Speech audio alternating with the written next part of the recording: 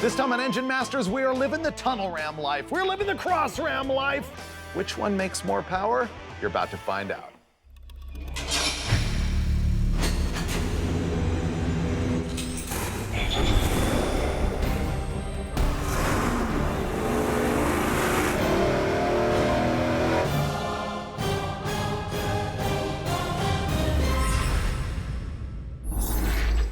This is going to be the battle of the vintage dual quad intake manifolds. You know that I love the tunnel ram. I want to love the cross ram. We're going to find out which one is easier to tune and makes better power. Before we get into the details here, let me tell you exactly how we're going to do that. We're going to run all of this stuff on that 383 small block Chevy that you've seen on Engine Masters a zillion times.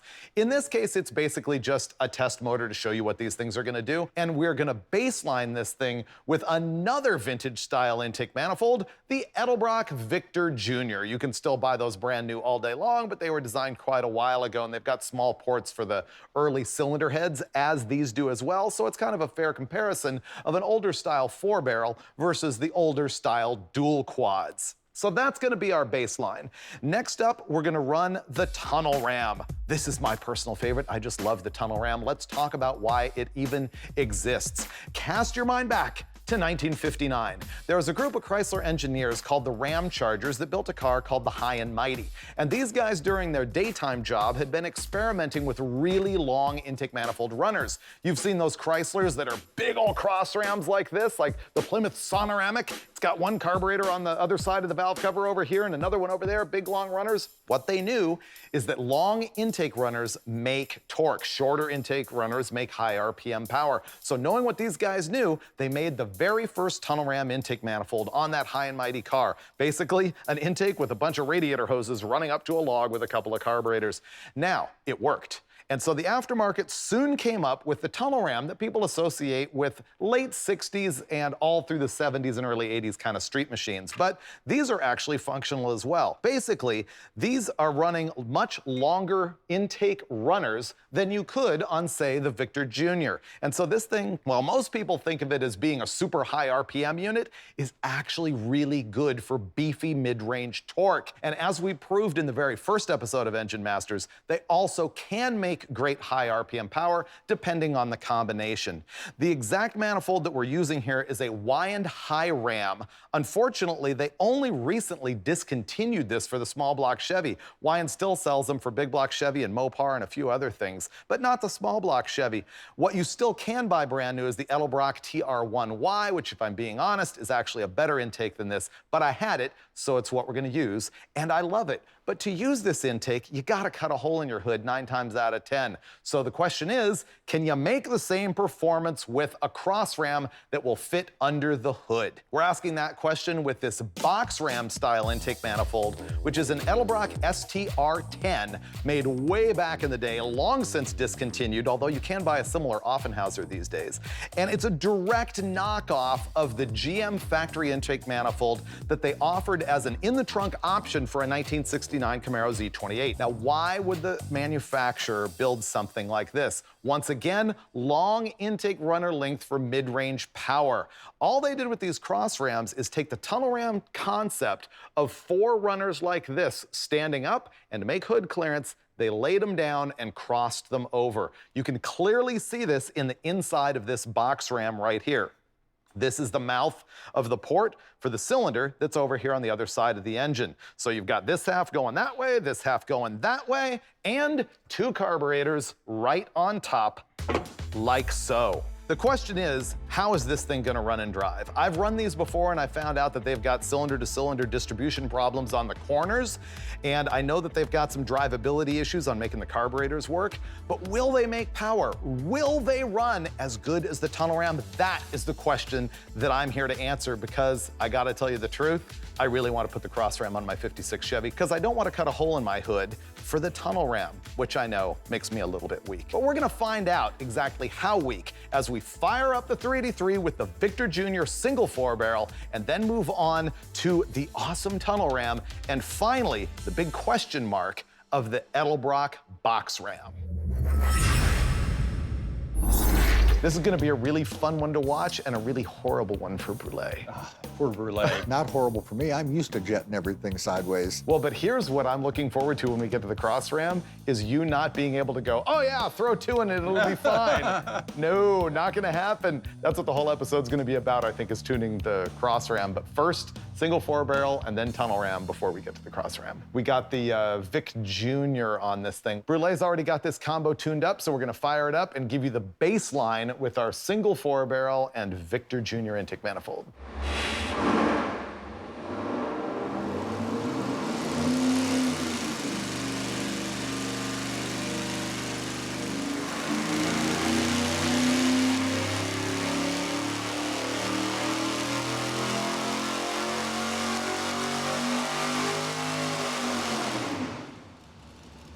We're making 455.7 pound-feet of torque at 4,300 RPM and up at 5,800, 454.5 horsepower.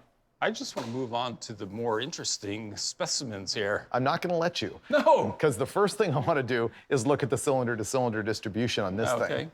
Yeah, because we're gonna be looking at that on the other intake manifolds, so we gotta see what's going on here. We've got those oxygen sensors in every header tube, and so we're gonna look here and see what our spread is, and wow, surprisingly close for a manifold like this, I'm gonna say. 13.1, 13.1, 13.13, 13.6, 13.6, and now's where it goes off the plot, 12.8, 12.1. Rear 2 cylinders, yeah. Yeah, the rear 2 cylinders are way more rich than the others. Can you plot that? Okay, so we're looking at a range here from at the worst about 11.3, and worst lean is up at 14.4. We should look down here. Downstream, They always tighten up with some engine speed. Makes sense. The question is, which cylinder is this guy?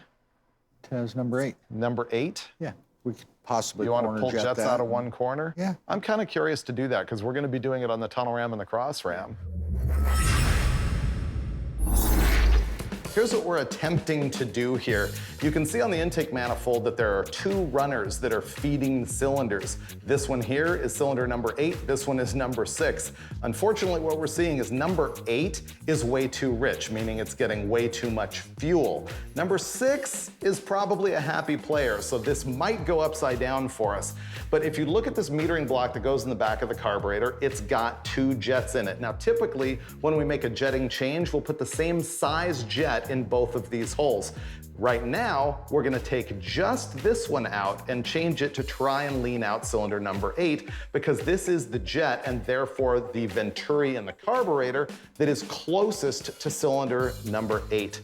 Thing I mentioned though is that this venturi is feeding 6 and 8, so we could go backwards with this, but we're gonna give it a shot, because when we get to the other manifolds, we're gonna be having to do a lot of this stagger jetting.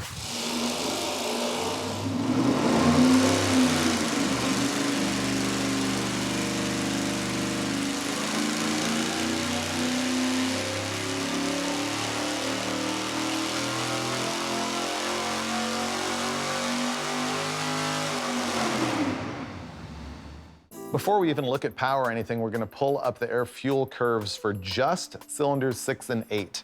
See if we can tell if it changed anything before and after. 6 still way lean, spikes to 14, but we're more concerned over here with the 13.75, and 8 is still way rich at 12.0. But Steve's gonna pull up the comparison, so tell me what you're seeing. It didn't change much of anything. Does it need a wild swing of way more jet than that? You can't start taking a whole bunch more jet out, or the booster just becomes kind of in-op, and we're already in the 14s there. It's going to affect this cylinder as well as this one. I mean, that's why guys struggle with air-fuel ratio distribution and lengthening walls and putting little dams and turtles and all those things. Yeah, to try and get the fuel to go where they want it to go, and this is a perfect example. So I guess your professional opinion, which we will trust, is that you just can't get there from here. No, and I don't know how much that's going to affect power anyway. I would much rather have a rich cylinder than a lean cylinder, given a choice, because you're going to make more power with a cylinder that's rich than you will with one that's lean. And you're safer with a cylinder that's rich than one that's lean. Yep. Can we see if it had any effect on power? I'm guessing not more than a wiggle from dyno deviance, but... We leaned out that corner and we saw 457.3 pound-feet at 4,700, 457.7 at 6,000, which is 200 RPM higher than we had before. Are you giving up on the Victor Jr. now? No, actually, what I'm kind of curious about is if it had more of an effect on some other cylinder that we weren't targeting. Oh, like it's doing this in there and it's going down number one instead? Yeah, it's like a Okay. roulette wheel. Like, Come on, big money. yeah, exactly. It's a roulette wheel of distribution. Yeah, I mean, you know, Okay. we put 4 jets on number 8, but maybe the winner was number 3. Who knows? I can't argue. So we're gonna have a look at every cylinder here and see if we can see a change. So this mess right here is air-fuel ratio curves for every cylinder in the engine, and that is before and that is after. So tell me, Steve Dulcich, what did it change? Oh, wow, it's hard to see. It just looks like a spider web to me. You'd almost have to bring them up individually, or... Yeah, there's too much there, but there's a couple that dropped down, which shouldn't have. They actually should have gotten supposedly leaner if there was less fuel, but that's run-to-run variation. On other cylinders, it's going to have some variation of, I mean, and we're talking like less than a tenth. Tenth of a ratio, Yeah. yeah. You don't see any there that... Are way big outliers. Now, this is a pretty good group. What does this one match with in black? Number 3, And where's the before number 3? right there. Okay. This is number 3 and 3. So it had a bigger change on number 3 than it had on number 8. Well, the roulette wheel. Well, an intake manifold plenum is not like a constant state.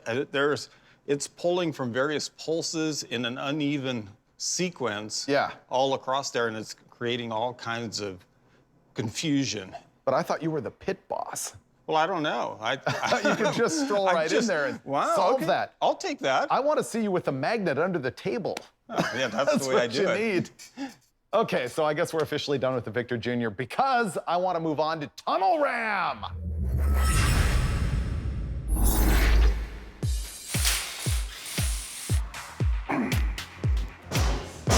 The downside of the tunnel ram, perhaps the only one, is it's heavy. I'm really impressed At what? at how you lifted that up there just like you were 25.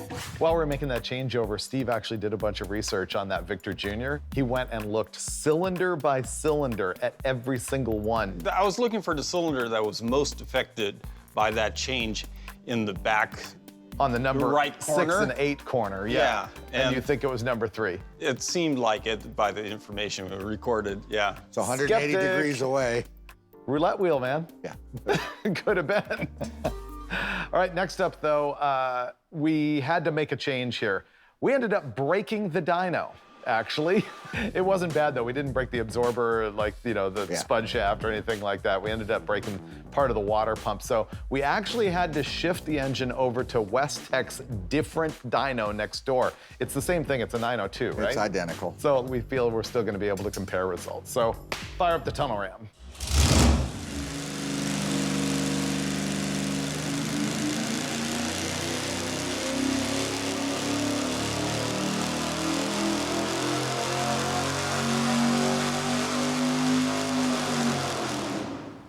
The next thing we're going to look at here is the air-fuel ratio in each individual cylinder. And because we've got a tunnel ram with one barrel of the carburetor right over the mouth of one opening, we're going to be able to look at it and find out if we can change the jetting in the carburetor to affect the air-fuel ratio in that particular cylinder or the ones nearby, the ones on the roulette wheel that are sort of sharing with that one. I don't think the roulette wheel is as big on this. Well, let's look and show people the outliers. There you go. That's the lean guy right there. Number 6 is not having a great day. The rest of these are actually pretty good. I guess number 2 is a little bit of an outlier as well. I mean, it doesn't bother me that much because it's there kind of momentarily as we're accelerating through. it goes down. And then we're back into the mid-12 stuff here. So really, we don't care about this at all because I hadn't actually factored in that it comes all the way down into where it wants to be. And this is 14.2. But this 11-to-1 guy right here is hating life because it's way too rich. So we want to go to cylinder number 3 and see if we can lean that one out. Actually, we're going to do a group. Okay. We're going to pick them out, and I'll make some jet decisions on each cylinder, whether to leave it alone or whether to jet it. +4, -2, whatever, and just go 1 through 8. And Got it. it'll say okay. Or, Okay. Through the magic of Brulé, it will be instantly tuned. Ooh, Brulé is making the list. There's no waffling around. You don't see any hemming and hawing. It's just Just like that. authoritative. Yeah, that's the way Brulé does I it. don't expect to hit it the first try, Yeah. but I should be able to hit it within 3 jet changes. Man, look at that. So he just made a list of every cylinder, glanced at the data, and was like, I'm gonna go +3, -1, I'm gonna leave this one alone. We're gonna find out if the wizard is on point. Or full of it. Yeah. No, I have faith in you, Brule. Now we have to go open 4 carburetor bowls. Yeah. All right, let's do that. Give me a list. 69. Okay, I'll go That's get you. 73. That's going to be a 67. I'm going to number 7, and that's going to be a 68. Look and see what jet you got, and then we'll go from there. 69. That's our first round of jetting changes. Let's find out how close Brule got.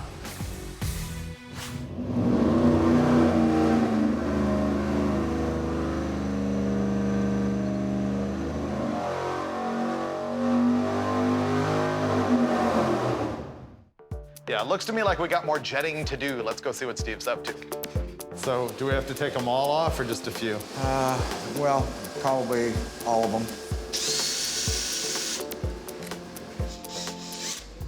Stagger jetting number 2. After the second cut, it gets better, right? I hope so. I think we will. When he's making the pull, we're looking at this part of the screen right here, and you can see those lines going up and down, telling us what's going on. But let's look at the spread. Yeah, look at that, 15-1 right there on number 6 is no bueno. But we don't have any of those absurdly fat ones anymore, except for maybe number 1 at 12-1. Yeah, especially towards the very last few hundred RPMs, but in the mid-range, it's actually not too far off. Yeah.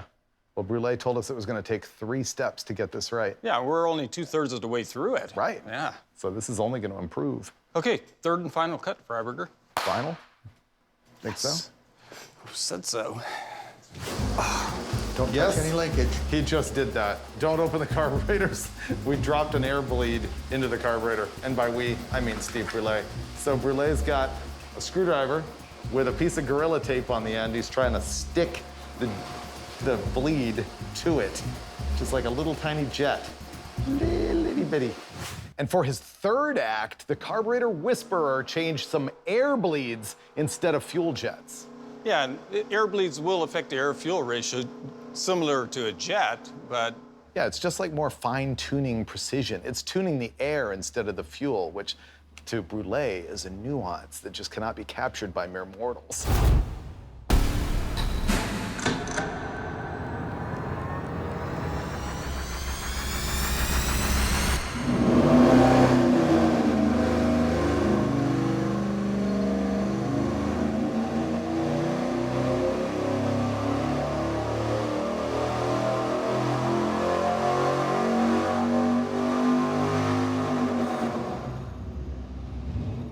The carb whisperer is done. You could go more, I know. But I think what we're looking at here is these red lines are where we started with the tunnel ram and its jetting, and the black lines is after all of the masterful fine tuning.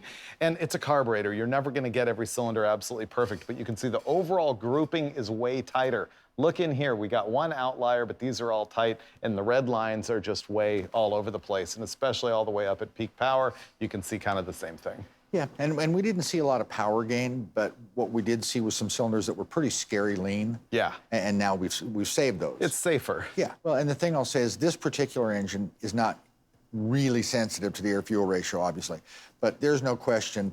Hundreds of times I have taken drag race engines, boats, cars, and gone in, and particularly big motors, and individually tuned cylinders with as much as a 15 jet spread from cylinder to cylinder, and found 20 horsepower? 23 horsepower, yeah. Wow. And it was not uncommon. Yeah. Well, how about this one? Did we gain anything? Well, we onesies and twosies this one.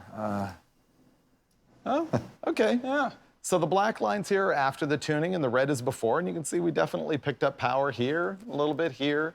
I mean, it's not awesome, but by the time you add in the fact that the engine is safer without some cylinders that are actually running on the point of vaporizing aluminum, it's actually pretty good. Well, and particularly if a guy decided to put a couple nitrous plates under the carburetors, that's when it was really going to get ugly. And now I think it's safe enough. That's pretty cool. I'm actually happy with this for that change. actually, yeah. It's not worse anywhere. It's at least even or better. Yeah. Our final power numbers after the tune-up on the tunnel ram, 474.8 pound-feet of torque, 465.3 horsepower. But that doesn't matter. I want to see how much better the tunnel ram is than the single 4-barrel, because that's what's important to my life. The tunnel ram must succeed. Well, I don't think there's any question that you won this time. Boom. Wow. Huge.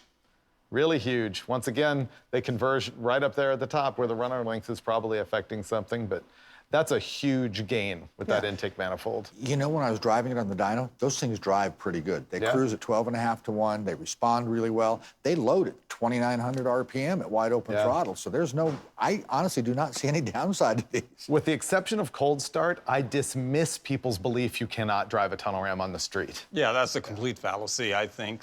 So, with the exception of cold start. yeah.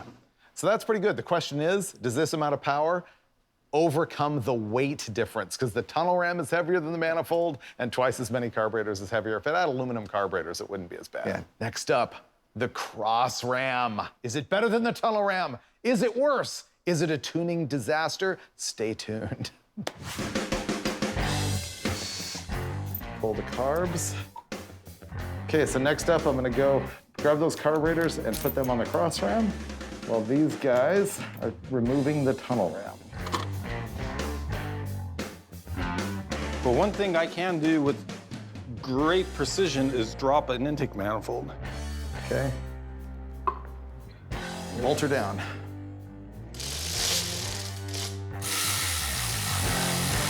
We got the cross ram all worked out here. The biggest problem that we had is that port mismatch that I keep talking about. This one barely seals. I hope we don't have a massive vacuum leak there. We had to put a short valve cover on that side to clear the throttle linkage, and the distributor is a tight fit, but it's installed. Let's go see if it makes power.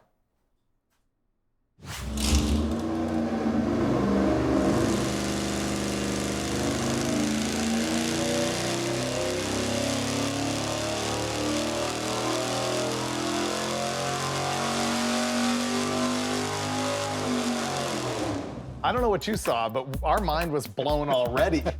It was pretty decent. Can we look at the air-fuel distribution before we look at the power? Okay, how does that happen? That's better than the tunnel. Look at that pairing right there, that I know. grouping. It's all a little rich, but it's within a race show, basically.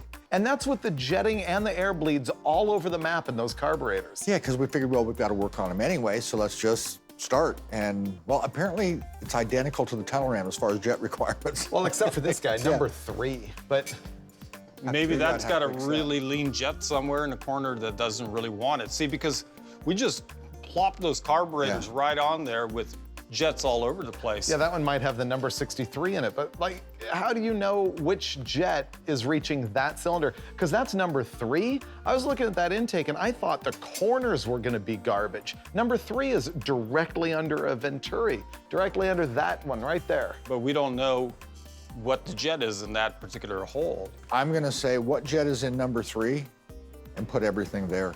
Because all this is rich, that's actually okay. And so you're trying to, Bring all these up. yeah, and that one So down if that a has little a bit. 67, maybe we put 67s, Put 67s and everywhere. everything. Oh, you're saying this is the happy cylinder and these guys are chubby. Yeah. Yeah. So go ahead and put these on a diet and let that one like Stay eat the alone. pizza. Yeah. Okay. Absolutely. Yeah. Okay. If you want to put it that way. I don't even know where to go from here because the last time you and I did this on one of these, the corners were trash. I'm doing the brulee face rub this time. Because I want to make them all the same. Yeah. And then start At screwing what around. size? Because Well- they're all rich. Yeah, that's a So do you want to make them all the same size at 68? Yeah, something like that. I'm down with Dulcich on this one.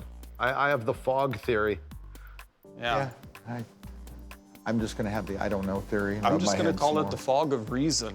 The fog of reason. Yes. Clarity. Okay, we're gonna go with the Dulcich theory this time because we've been talking for half an hour and we're confused by how this thing is gonna get stagger jetted. And it is stagger jetted and it's a disaster, so we're gonna go put what number jet in every hole? 68? I'm with brulee. Okay, 68's in every hole. Ready? Yep. So what we're gonna do now is take every bowl off and take every single jet and put a 68 in it, which is 5 steps leaner than these carburetors came with to begin with, and we'll find out what happens.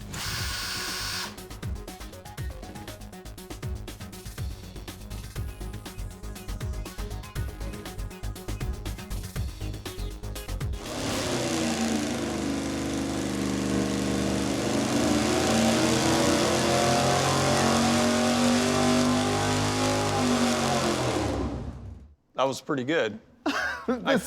I'm 100% wrong about everything about this intake manifold, at least on this engine. It's the fog of fuel. It is the fog. So basically, it's almost like the fog is in the plenum and then different cylinders are just getting a nibble. Right. Right. Yeah, once it takes its turn, it goes.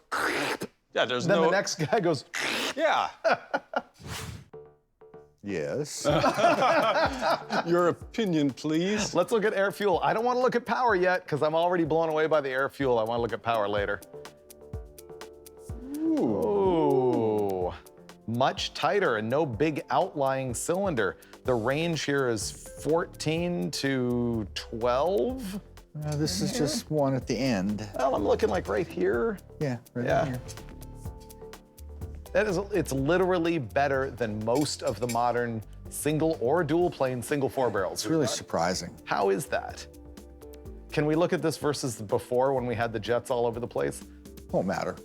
It doesn't care. There you go.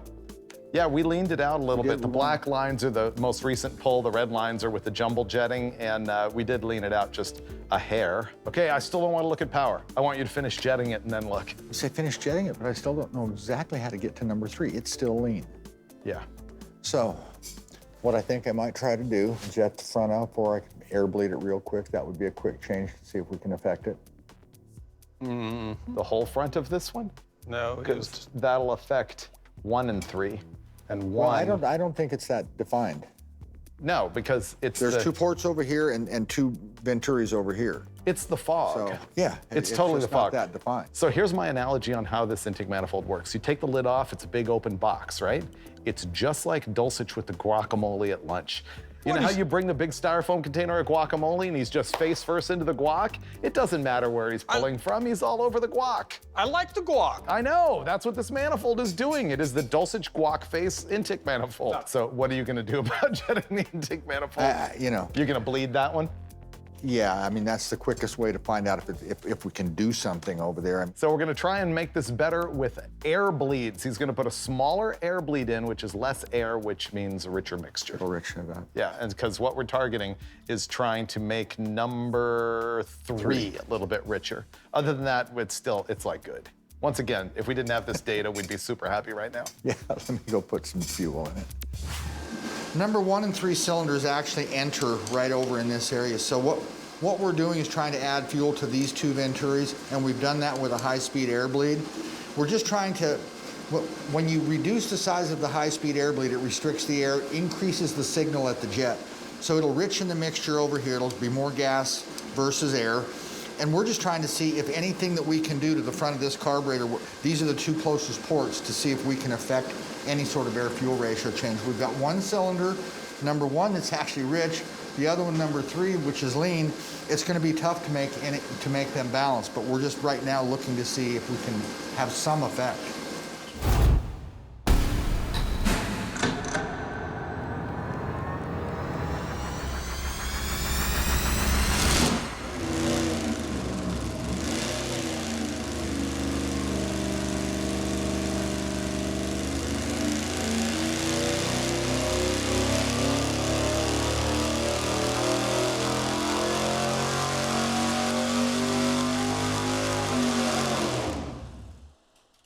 What do you think of your results? Are we looking at happy brulee or a sad brulee? It's not even a happy or sad brulee. It's just you can't get there from here brulee. Yeah, that's exactly it. I mean, there's nothing where you can go and say this is going to affect this directly. As far as jetting or what's happening at the carburetor. Basically what we're saying is that we've made huge swings in fueling on that one carburetor, and those cylinders are still lean. So while I've been incredibly impressed with this intake manifold, part of what I was saying about the distribution is true. It's got a couple holes where you can just never get fuel, and I think that's what I'm remembering from when you and I did this before. Yeah, it's just tough. Yeah. I thought it was all the corners. It's not. It's just the front corner with 1 and 3 in that neighborhood. So it's not going to get there.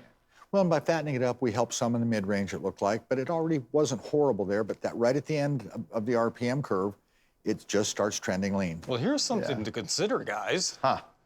Okay, would you agree that some fuel is going to puddle and stick to the floor? Especially with those 2 barrels directly above the floor. I'm going to agree with that. Okay. And then think of the firing order, 1, 8, 4, 3, 6, 5, 7, 2. 1 and 3. 3 is going to be firing pretty soon after 1. Then it's a long lag time before you have the intake happening on number 1. So that 70 puddle degrees. fuel has a lot longer to work its way to number 1. Just sort of dribble that direction. Yeah. That's possible. That's my theory. I'm going with it. I'm still going with the fog theory, but I'll give you the puddle theory. Yeah, fog because and puddle. back in the day, they would popsicle stick, build little dams in the floor, only in the floor, to try to like direct fuel and air. Yeah. So that might be part of it. The distribution may be more a matter of the manifold than the carburetors. Well, yeah, I think it 100% in this case is. it Yeah, is. and, well, not 100%, but I believe in this case it is. Yeah. So are we content that we made the fuel as good as we're going to? I think we've done what we can realistically. We could spend days. Yeah. But this is about as good as we can get with a normal tune. So we can look at the power? We can. We're gonna look at the power. Yeah.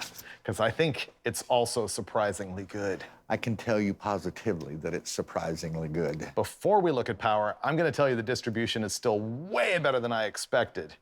And the power is 474 pound-feet of torque, and up top, 457.8 horsepower. Maybe not as good as the tunnel ram, but I'm still impressed. No, it's really good. I did notice after leaning it out that it was a little tougher to drive. It wasn't quite as good with more fuel, so I think it probably needs maybe a little bigger squirter, bigger power valve, something like that, and I think that'll help out a lot. Yeah, you would have to tune that in a car, and I presume it's gonna be a little bit of a battle. It's not as drivable as the tunnel ram yet. Yeah, but that's overall, power-wise, to me, it exceeded expectations. I mean, it's looking like a pretty good curve compared to our earlier numbers. So here's a stroke of self-serving genius that I came up with while we were talking about how we couldn't believe how good the distribution was. It had a couple of weird holes, but it was actually pretty good. And I kept on saying, when I did this before, those corners were junk. So here's the difference. Carb spacers. Before we had the carburetors right on the manifold, and this has got 2 tapered combos on it. Yeah.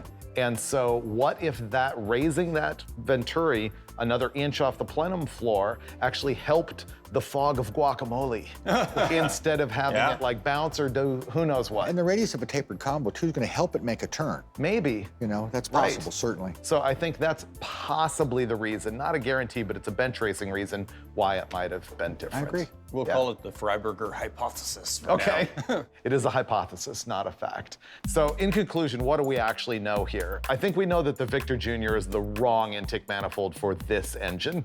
It only made power above 6,000 and it was a mess compared. It wants a performer RPM with a 1-inch spacer. This RPM range. That's the right single 4-barrel for this engine.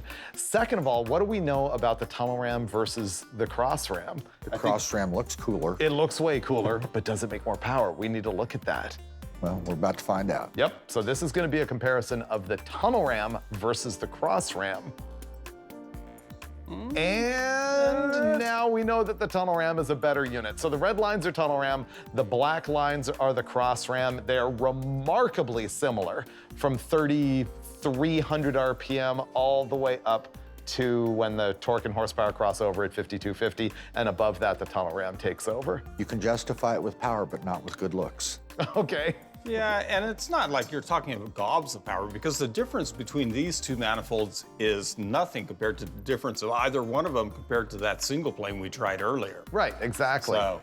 The other thing I would say is straight out of the box carburetors, I don't know if you recall, but the tunnel ram did not do this. The tunnel ram was worse than the cross ram initially. Only once you stagger jetted it to death did it come up to this point, meaning your average guy who's driving around with it without 802 sensors in his headers is never gonna get there. And in that case, if you're not gonna tune the thing so expertly, the cross ram was actually better down here. Yeah, it actually was. The thing that was really odd about all the stagger jetting that we did is the average air-fuel ratio was basically the same from 3,500 up. Yeah. Where it picked up all the power below 3,500 is where the air-fuel ratio changed. So going back to what have we learned, Victor Jr.'s wrong. Tunnel ram is always right. Yeah. And the cross ram is pretty good As long as you never want to make peak power. No, ultimately, I mean, you know I'm a tunnel ram fan, but the cross ram was way, way better than I expected. The hood closes. Yeah, the hood closes without a hole in it. So that's pretty good. Yeah, I think that was a lot of fun. It was fun. I mean, it's some retro intake manifolds that normal guys don't use anymore, but maybe they should. I think you're going to see more of those. More cross rams out Yeah. there? You know what the problem is? They're aren't any. stupidly expensive. Stupid expensive. No price on good looks. Oh, there we go. So what you're saying is? You Look marvelous. When I look into my own cross ram, I look marvelous. Exactly, because it's all about good looks with this crew every single time on Engine Masters. Here we go with the tunnel ram.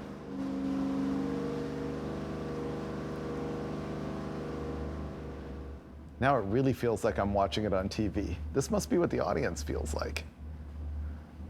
I think we feel more of the excitement being here live. It's like a rock concert, Yeah, that's right? true. Yeah.